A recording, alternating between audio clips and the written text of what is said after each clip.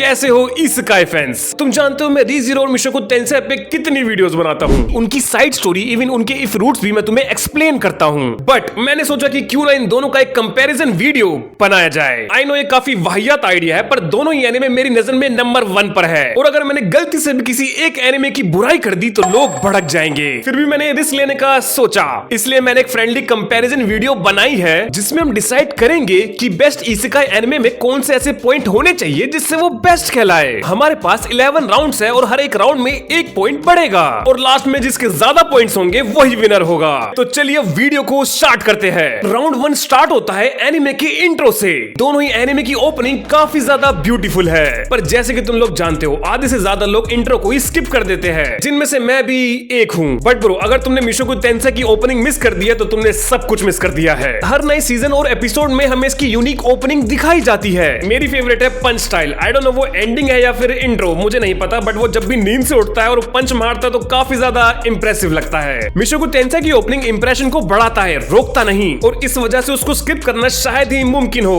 वहीं अगर मैं रीज़ीरो की ओपनिंग को देखूं तो काफी लोग रीज़ीरो की ओपनिंग को ही स्किप कर देते हैं। कई बार कुछ एपिसोड में इंट्रो ही नहीं दिखाया जाता, जो कि मेरे हिसाब से तो सही डिसीजन है, क्योंकि इससे एपिसोड लंबा हो जाता है। इन सब बातों के बावजूद भी मुझे लगता है कि मिशोकु टेंसेई का इंट्रो क्लियरली विनर है। नेक्स्ट राउंड है वाइफू वॉर्स। रीज़ीरो के पास मिशोकु टेंसेई से ज्यादा वाइफूज है, इसलिए इसे फेयर बनाए रखने के लिए हम साइड कैरेक्टर जैसे एकेडना या प्रिसिला की बात नहीं करेंगे। हम यहाँ पर सिर्फ मेन वाइफूज पर ही फोकस करेंगे। मिशोकु टेंसेई में 3 इंपॉर्टेंट वाइफूज है, सिल्फी, आइरिस और रॉक्सी। तीनों ही हॉट, सेक्सी और काफी पावरफुल है, बट मुझे इन तीनों से ज्यादा रॉक्सी पसंद है, क्योंकि मुझे कहीं ना कहीं ये एक मैच्योर पर्सन लगती है। वेल, अगर हम इन तीनों का कंपैरिजन रीज़ीरो की वाइफूज से करें तो ये पक्का हार जाती। इंडिया में बहुत से लोगों ने अभी तक रीज़ीरो नहीं देखा है, तो इसलिए उनको ये बात बिल्कुल नहीं बचेगी। इसलिए मुझे लगता है कि वो अपना गुस्सा पक्का कमेंट्स में निकालने वाले हैं। बट तुम एक बात समझो, रीज़ीरो में एमिलिया एंड रेम ही मेन वाइफू है। ये दोनों इतनी ज्यादा कैपेबल है कि वो लोग भी इनकी इतनी ज्यादा तारीफ करते हैं जिन्होंने आज तक रीज़ीरो देखा भी नहीं। रीज़ीरो के ऑथर खुद टीम एमिलिया पे थे, लेकिन फिर उन्होंने गलती से अपनी नॉवल में एक बेहतरीन वाइफू लिख दी जिसका नाम है रेम। मुझे डर है रेंट ए गर्लफ्रेंड की ऑथर की तरह ये भी कहीं रेम को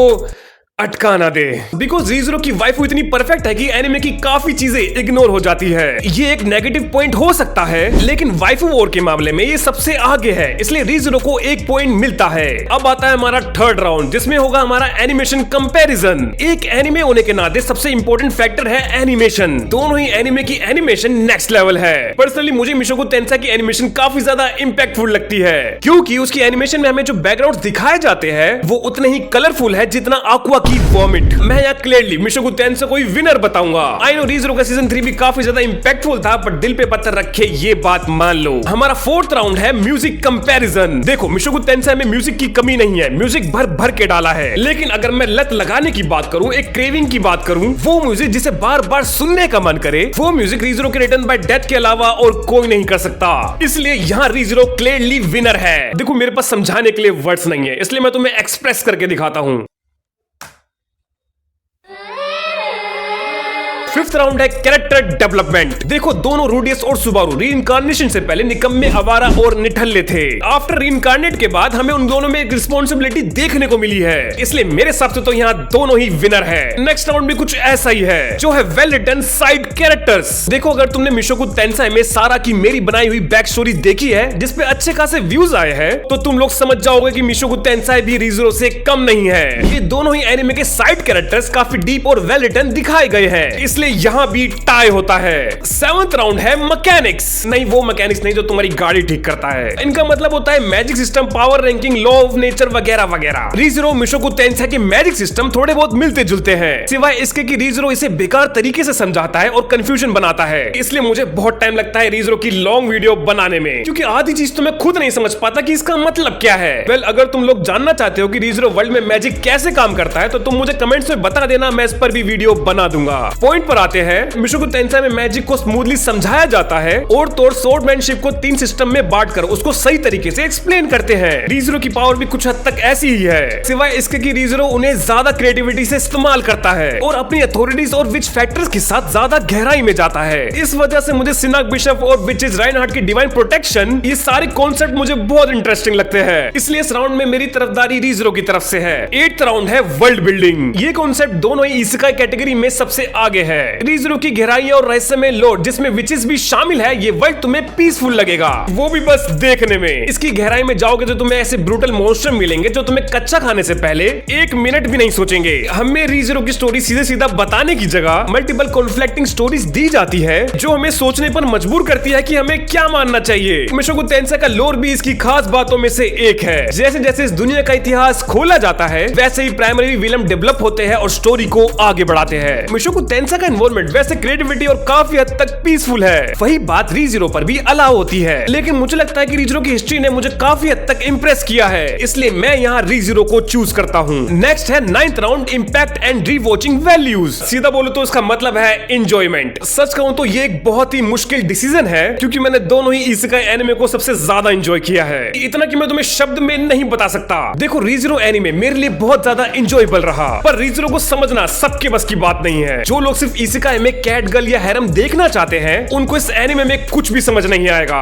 और ये इसका सबसे बड़ा नेगेटिव पॉइंट है। इंडिया में बहुत से लोगों ने ये अब तक एनिमे नहीं देखा और जिन्होंने देखा उनको ये बोरिंग लगता है। मैं बता दूं, रीज़रो बच्चों के लिए बिल्कुल नहीं है, इसलिए वो पीछे रह जाता है। वहीं अगर मैं मिशोकु टेंसेई की बात करूं, जब मैंने उसे फर्स्ट टाइम वॉच किया था तो सीजन 1 ने मुझे लिटरली शॉक कर दिया था, वो भी रूडियस की परवीनेस की वजह से। उसके कैरेक्टर्स, उसको डीमनाइज मिलना, इवन हर एक लड़ाई मेरे लिए काफी ज्यादा एंजॉयबल थी। देखा जाए तो हमें ये क्लियरली समझ आ गया है कि ये बिल्कुल भी रीज़रो की तरह नहीं है, जहां हर एक शब्द एक पोएट्री में लिखा गया है, इसलिए मैं यहाँ मिशोकु टेंसेई को चूज करूंगा। 10th राउंड है इमोशनल इम्पैक्ट। लगता है ये रीज़रो के लिए एक ऑब्वियस जीत है, बट मैं भी यही सोचता था जब तक मैंने मिशोकु टेंसेई की वेब नॉवल नहीं पढ़ी थी। रीज़रो ने मुझे सबसे ज्यादा बार रोने दिया, स्पेशली रैम का कन्फेशन, लेकिन मिशोकु टेंसेई ने मुझे मेरी मर्जी के बिना रुलाया, उन कैरेक्टर्स के लिए भी जिनसे मैं नफरत करता था। मैंने इसकी बिल्कुल उम्मीद नहीं की थी, लेकिन बाद में मिशोकु टेंसेई में कुछ ऐसे मोमेंट्स हैं जो रीज़रो के सबसे दर्दनाक हिस्सों से भी ज्यादा इंपैक्टफुल लगते हैं। पर ऐसा नहीं है कि हम रीज़रो को पीछे छोड़ देंगे। तुमने अगर पेटलगुस की बैक स्टोरी देखी है, फिर एमिले की मदर की, अगर तुमने इन चीजों को समझा है तो तुम्हें कहीं ना कहीं दोनों पर तरस तो जरूर आया होगा। इसलिए मेरे हिसाब से तो ये राउंड टाई कर देना चाहिए, क्योंकि मुझे यहाँ सेफ खेलना है। अब हमारा आखिरी 11th राउंड बचा है, जिसमें हमें पता चलेगा कि असली विनर कौन है। हमारा क्वेश्चन है यूनिक इसेकाई कॉन्सेप्ट। दोनों ही एनिमे के काफी यूनिक कॉन्सेप्ट है। रूडियस की परवीनेस से लेके उसकी 3 वाइफ को साथ लेकर चलना, अपने फादर अपने फ्रेंड्स को खोना और बार बार मौत के करीब आके बच जाना, ये सभी चीजें मिशोकु टेंसेई को एक यूनिक कॉन्सेप्ट बनाता है। बट अगर तुम मेरी बात ध्यान से सुनो, देखो गुस्सा मत होना, मुझ जैसे गरीब को तो कोई स्पॉन्सर भी नहीं मिला इनका। देखो, जहां हम रूडियस को देखते हैं जो अपनी पावर से एटलीस्ट लड़ सकता है अपने हक के लिए, और तो और वो एक नोवेल है जहां पर कहीं ना कहीं तो उसे इज्जत मिल ही जाती है। बट वहीं अगर तुम सुबारू को देखो जिसके पास कोई मैजिक नहीं है, अगर इसके सामने एल्सा जैसी पावरफुल अपोनेंट भी आ जाए तो भाई के पास मरने के अलावा कोई ऑप्शन भी नहीं है। मरने से याद आया, यहाँ कोई यूनिक कॉन्सेप्ट की बात हो रही है। अब सोचो, तुम्हारे पास रिटर्न बाय डेथ की एबिलिटी है और तुम रीज़रो वर्ल्ड में रीइंकार्नेट हो गए हो। तुम्हारे सामने एल्सा खड़ी है और वो तुम्हारा पेट और हाथ एक झटके में ही काट देती है। सोचो कितना दर्द होगा तुम्हें। ज्यादा ब्लड लॉस की वजह से अब तुम मर गए हो, पर टेंशन लेने की बात नहीं है, तुम्हारे पास रिटर्न बाय डेथ है जिससे तुम टाइम में फिर से रीसेट हो जाओगे। कोई काउंटर एबिलिटी ना होने के बाद तुम्हें वो दर्द फिर से झेलना होगा, और ऐसे ही ये लूप 200, 1000, 10,000 बार चलता रहेगा जब तक तुम उसे हरा नहीं देते या फिर रेनहार्ड जैसा बंदा तुम्हें बचा नहीं लेता। और ये गलती से भी मत सोचना कि तुम एल्सा को अकेले हरा सकते हो। मेरे ख्याल से इतना काफी है एक्सप्लेनेशन के लिए। आई होप तुम लोग समझ गए होगे कि इस फाइनल राउंड का विजेता रीज़रो है। रिटर्न बाय डेथ एक यूनिक कॉन्सेप्ट है और इसलिए मैं रीज़रो को ही चूज करूंगा। रीज़रो के पास इसेकाई जॉनरा का नहीं, एनिमे जॉनरा का सबसे बेहतरीन मेन कैरेक्टर है जिसका नाम है Natsuki Subaru, protagonist of the old time. Subaru अगर खुशी खुशी मेरी लेना भी चाहे तो मैं उसे खुशी खुशी दे भी दूंगा। मिशोकु टेंसेई एक अच्छा अपोनेंट था, बट फिर भी उसे रीज़रो के सामने झुकना पड़ा। इंडियन पीपल स्पेशली मेरी बात समझो। मुझे पता है आधे बंदे मेरे कमेंट सेक्शन में गाली गलौज जरूर करेंगे क्योंकि उनको ये बात बिल्कुल भी नहीं पचेगी। और हाँ, मैं ये बात फिर से बोलता हूँ कि दोनों ही इसेकाई मेरी नजर में नंबर 1 पर है। रीज़रो और मिशोकु टेंसेई का कंपैरिजन करना बिल्कुल ही बेवकूफी है, और ये वीडियो भी एक बेवकूफी से कम नहीं थी जो कि तुमने पूरी देख ली। मिशोकु टेंसेई उसी लेवल पे डिस्कस किया जाना चाहिए जिस लेवल पे रीज़रो है। शायद कुछ एरियाज में वो उतना बेहतर ना हो, लेकिन वो डेफिनेटली एक दूसरा बेहतरीन इसेकाई है। अगर तुमको मेरी वीडियो पसंद आई तो वीडियो को लाइक, शेयर, सब्सक्राइब प्लीज कर देना, और मुझे कुछ और इसेकाई एनिमे के बारे में बताओ जिनके बारे में तुम जानना चाहते हो, ताकि मैं तुम्हें और इसेकाई एनिमे एक्सप्लेन कर सकूं। अब मैं चलता हूं, मिलते हैं नेक्स्ट वीडियो में, तब तक के लिए गुड बाय।